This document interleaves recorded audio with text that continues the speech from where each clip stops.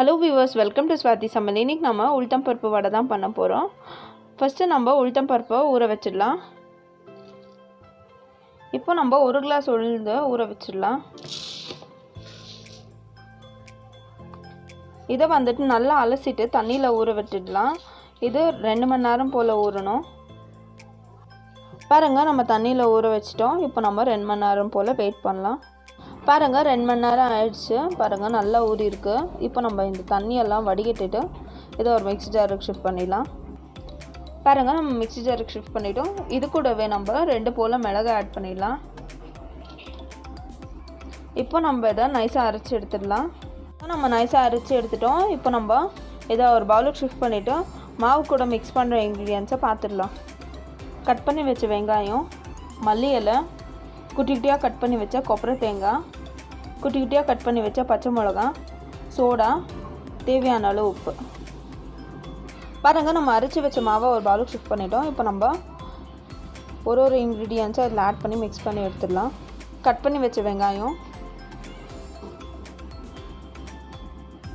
Cut பண்ணி வச்ச பச்சை மிளகாய், குட்டி குட்டியாக கட் பண்ணி வச்ச கொப்பரை தேங்காய், குட்டி குட்டியாக கட் பண்ணி வச்ச மல்லி இலை,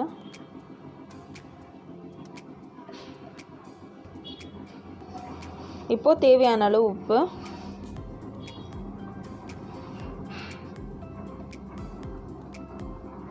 இப்போ ஒரு பிஞ்ச் போல சோடா. இப்போ நம்ம இதை மிக்ஸ் பண்ணி எடுத்துடலாம்.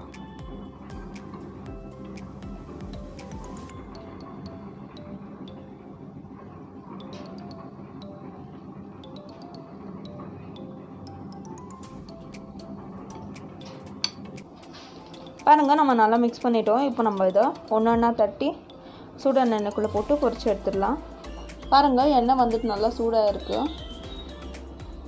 கையில் வந்துட்டு நம்ம தண்ணியை தடவிக்கலாம். இந்த மாதிரி ஒரு ஃபில்டர் எடுத்துக்கோங்க, காஃபி ஃபில்டர். இது வந்துட்டு பிகினர்ஸ்க்கு ரொம்ப யூஸ்ஃபுல்லாக இருக்கும். இந்த மாதிரி ஒரு ஸ்மால் போர்ஷனை எடுத்துக்கிட்டு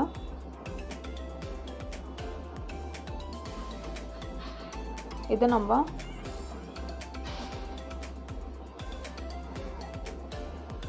கையில் வந்துட்டு நல்லா தண்ணி எடுத்துக்கோங்க.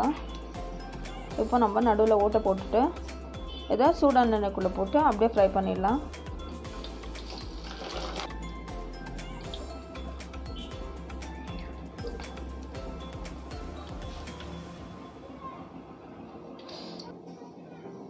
இப்போ நடுவில் இந்த மாதிரி ஓட்டையை போட்டுக்கோங்க.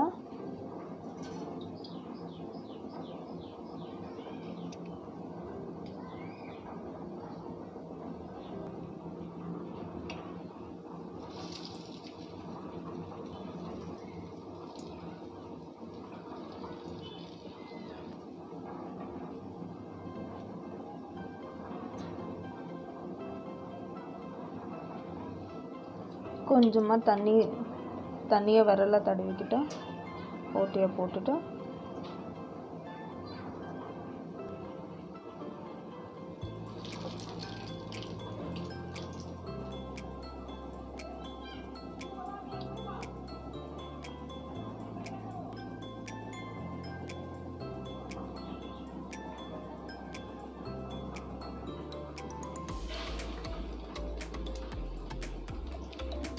பாருங்கள் இது வந்துட்டு நல்லா ஃப்ரை ஆகட்டும். அது வரையும் நம்ம வெயிட் பண்ணலாம்.